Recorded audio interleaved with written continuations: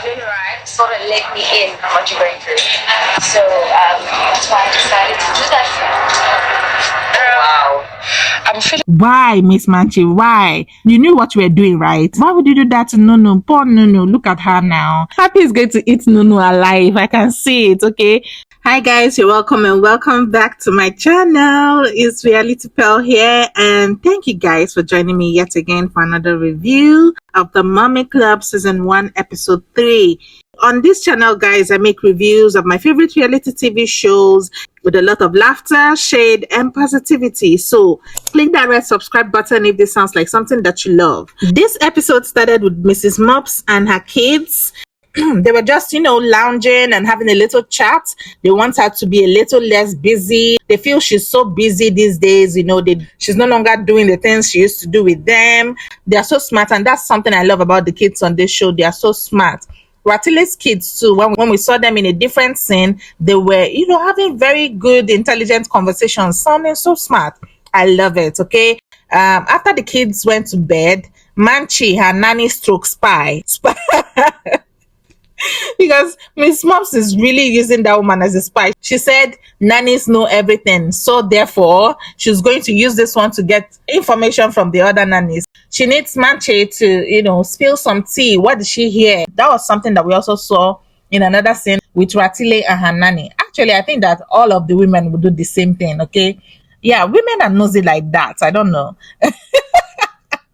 I mean, I would do the same, right? Manche said she was cool with a lot of them. She said actually it was cool. She enjoyed it. She thinks Palesa is, so outspoken. She thinks Mabel and Barbara, they are like reserved. She actually said they're actually like soldiers. Just know that Manche is Mrs. Mops' nanny, okay? So anytime I say Miss Manche, I'm talking about Tshego. Yeah, I think I got her name correctly this time. Right. So moving forward, Mrs. Mops and Miss Manche met up. They were talking about the events, but most especially about Happy. Miss Manche was like, what did Mrs. Mops think about Happy bringing a +1? She was like, actually, what do you think about Her Majesty in general? Mrs. Mops said, first of all, she was pissed, okay? Mrs. Mops obviously was pissed. We saw it that day. She was pissed that Happy didn't tell her. And I think it's just courtesy, okay? Most times your host will be like, oh, that's fine. So I don't know why Her Majesty did not do that. Maybe it skipped her mind. I don't know. Mrs. Mops was like, anyway, she liked Ratile, so that's a plus, right? I could already tell that Tshego did not really like Ratile, okay? And we would see how that played out later. Mrs. Mops was like, she thinks Her Majesty is, she called that rough diamond. She said she's like a diamond in the rough. And I'm like, oh my God, why is this name following me everywhere? I don't want to hear rough diamond again. She said Her Majesty needs to be polished. She was like, she feels like she needs to take Her Majesty to a finishing school. Oh my God, kill me. I saw what she did there, and I agree, okay? She needs to go to finishing school. I think they teach etiquettes there, right? That's where she needs to go to, because, I mean... Anyway, Miss Manche felt like Her Majesty was a bit sad. She was like suggesting they do something nice for her, like a spa date. Mrs. Mops then said, oh, so have you guys quashed your beef?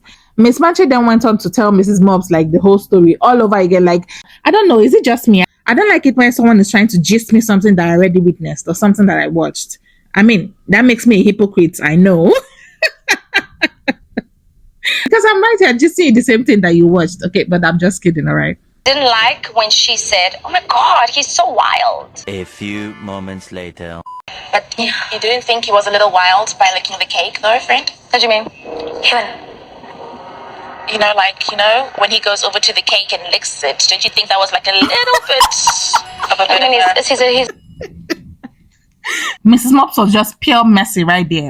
I mean, the lady just told you about how she didn't like that someone else called her son wild. What do you mean by a little bit wild? What difference did that make? Miss Manche was already riled up, okay? She was like, what did you just say? She stood up and she was like, I'm not even going to sit around for this rubbish, okay? So I don't even know what she did, but before we knew it, there was water everywhere, the glasses were all over the table. Hey, God. I was like, what is all this acting? What is all this Telemundo stuff that I'm seeing here? Like, you're here saying no one should call your child wild, but you're acting wild. That she was like, all you people do is talk about my kids. And then she stormed out. Mrs. Mops followed her out. I was like, okay, you guys should keep acting. Let me be watching, okay? Because I mean, if someone poured water on you and threw glasses at you, why are you following them out? She apologized to her. She said, okay, I'm sorry for calling your child wild. He is not wild. And also, you should stop throwing things around, okay? Because that's wrong. Miss Manche has made her point that she would not tolerate any jokes about her children, okay? As she should. But was throwing drinks necessary? No. Moving forward, Her Majesty was at home worrying about the whereabouts of her teenage daughter, Titi. Teenagers, right? She's dropping voice notes, calling her, and this girl is not responding. So she called the child's dad. I heard the guy's voice, okay? And right away, I was like, I wonder if that's the ex-boyfriend, the Nigerian guy. Her baby daddy was trying to tell her that, see, she gives Titi a lot of privileges and is making it hard to control the girl. You're her mother. Stop trying to impress her. 100% correct. When he was talking, Her Majesty was like, oh, so are you saying I'm a bad mother? When is her visa ready so that she can just go? How far with her visa so she can just leave? The visa, she can just leave. Yes. For Tshego to go, and travel and meet her paternal family. Even the man felt somehow. Which one is so that she can just go? She trying to just relieve herself of her daughter or something like that, because that was the way it sounded. I don't even know why she's in a hurry to send her daughter off to her paternal family. I don't even know. I hope she does not regret it anyway. That's just what I'm trying to say. Yeah, we got to meet Her Majesty's nanny, auntie. Her name is Shalom, okay? She's a Zimbabwean. She would definitely fit in with Barbara and Mabel, okay? I feel like they are in the same age group or something like that. Moving forward, this scene was very interesting because the dynamics between Ratile and Miss Manche, oh my god, is giving frenemies, is giving fireworks, is giving like, I don't know, it's a lot, okay? First of all, getting to Ratile's house, Miss Manche was already telling us, that Ratile is not taking care of her house and that she had to go through like a World War One situation before getting to the door. She was like, Ratile, I have a deck girl. Something like that. I was like, you mean a landscaper? Yeah, because, you're talking about outside, right? I'm sure it's a landscaper that does that. But we got what she was trying to say. When she got into the house, she told Ratile that her house was giving Sun City vibe. Guys, let me know what you think about that comment, okay? Is it like a compliment or not? Because Miss Manche, she is shady. So, guys, let me tell you what I think about this meeting, okay? This was no friendly meeting. No, definitely not. It wasn't. They're sizing themselves up, trying to know how to press each other's buttons, to know what will upset the other person. It felt like there was this power play between them, who will come out hating the other the most, something like that. I'm really not sure whether that is a compliment or not. Miss Manche was like, to be very honest, the opinion she had about her the first time she met her was like, this lady, she's beautiful on the outside. I'm like, hold on. What do you mean by she's beautiful on the outside? Why even say on the outside? I trying to insinuate that she's not beautiful on the inside. But Tila was like, but when she saw Miss Manche at that event, she realized that she had met her before. She was like, she's been to Miss Manche's store. She also remembers that Miss Manche was friends with a particular influencer. She called her name Kefi Boo. So she asked Miss Manche what happened there. Interviews that I've done on past friendships. Past friendships how? Past is past and I move forward. Okay, I don't know why Miss Manche cracks me up so much. Can we get more than that? You see how when you asked Mrs. Mops, even though she didn't want to talk about it, but she did talk about it. Can we get more than just that? Because she said they just grew apart. That's not even believable, okay? Guys, I don't know about the friendship that they had. So if you have any answers, if you have any links, whatever to point me in the right direction, please do that. Thank you so much. It was at this point that Miss Manche told Ratile that the decor of her house was giving old man vibes, daddy vibes. That's what she said, okay? That's what she said. Ratile said that yes, her hubby is older than her, but it's just like a 14-year-old difference. Guys, I've seen this guy. I've seen his pictures on Instagram. He's not like an old man. He doesn't even look like he's that much older than Ratile. And I don't know if that's a compliment or not, but yeah, it's a compliment. Ratile said she feels like society is so judgmental, especially towards women like them that are either married to older men or Nigerian men. I like that they are talking about these social issues, okay? And they're both lucky. I mean, Ratile and Miss Manche, because from their stories, you can tell that their parents were very supportive of them. Like when they were talking, Ratile was like, "Do you know what people call you people? People that are married to Nigerians." I was really interested to know because I've never heard that they have a name. But Miss Manche was like, "I'm not interested. I don't want to know." She took offense. She was like, "I'm not you people." I was like, "Come on now, calm down now. Like, you're not quarreling." South African women who are married to Nigerian men are called Jolofina. So, oh my God. So, what did they call Nigerian women who are married to South African men? Because I know there are so many people, Also, is it just, the ones married to Nigerians, that have these names? It's a shame that in these times, we still have to deal with these things. I mean, it's not just in South Africa, it's everywhere. Biases and discrimination and all of that, it's not helping us anyway. So why hold on? Okay, let's move on to some more fun things because this page is for fun things. Nunu and Miss Manche took their kids for a play date. Immediately Miss Manche came in and sat down. Nunu started, as in she didn't even waste time. She started spilling. She just opened her mouth and started talking, saying everything that Happy told her. And she's like, "I don't think Happy will mind, because Miss Manche said, "Are you sure? Are you sure that Happy will be okay, with you telling me this?" And she said, "No, I don't think she will mind." So really, Her Majesty looks like someone that will give it to you anyhow you want it. As in, she looks like someone that will literally tear you apart if she's angry. Miss Manche also told Nunu what went down between Miss Mops and her.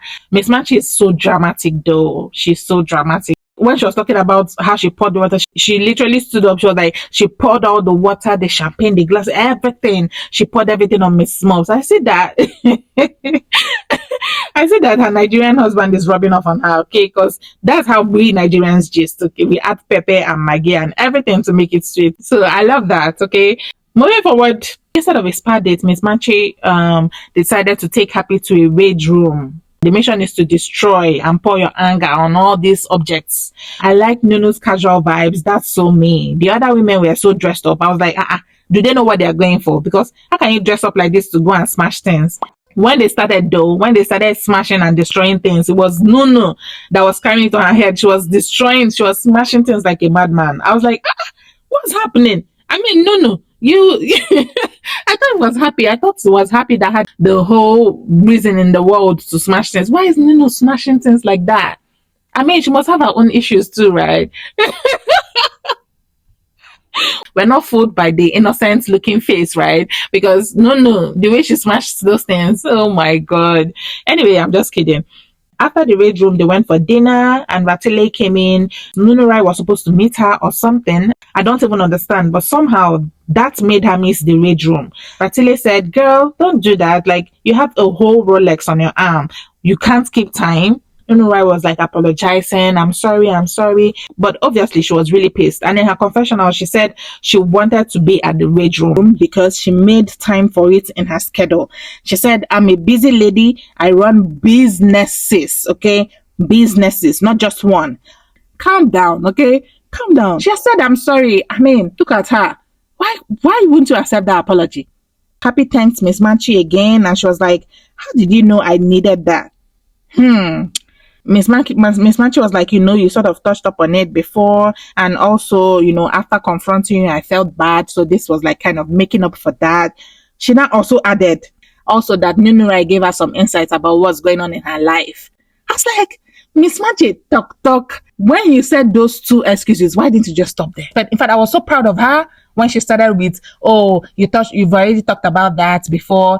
I was really proud. I was like, oh my God, for the first time, someone is so mature not to throw another person under the bus. No, she did. That was it. That was all happening that she started breathing fire. Like literally, you never see her face. Why, Miss Manche? Why? Why would you do that? Why would you do that to Nunu? Poor Nunu. Look at her now. She was like, oh my God, I didn't say it. I said it out of consent. Oh my God. Happy is going to eat Nunu alive. I can see it, okay? Like that. Wait, did Nunurai tell you what's happening in Happy's personal life. Exactly. Not in that way. On the concern side. Concerned or gossip? No, exactly. Thank you. Concerned or gossiping. What did she mean by that? She told Miss Manche, and so what? Was that added fuel even necessary? I was really annoyed at Miss Mops, because which one is, oh, so you went ahead to tell people about, what does that even mean? Oh, please. And yeah, it's going to continue in the next episode. I pity Nunu, because Happy is going to scatter her, and Happy is going to eat her raw, okay? Raw. Oh my god. Yeah, and trust Miss Mops to keep stoking the flames. It's not even funny. Yeah, Nunu said what she said, but is it really a big deal? It's not a big deal. Even to Happy. I know that it's not a big deal for Happy. But you know, agenda must agenda, okay? Oh my god, it's not even funny. Agenda must agenda. Thank you so much, guys, for watching till the end. Please comment, like, and subscribe to my channel for more reviews. Okay, that's it for now. See you soon, guys. We love you.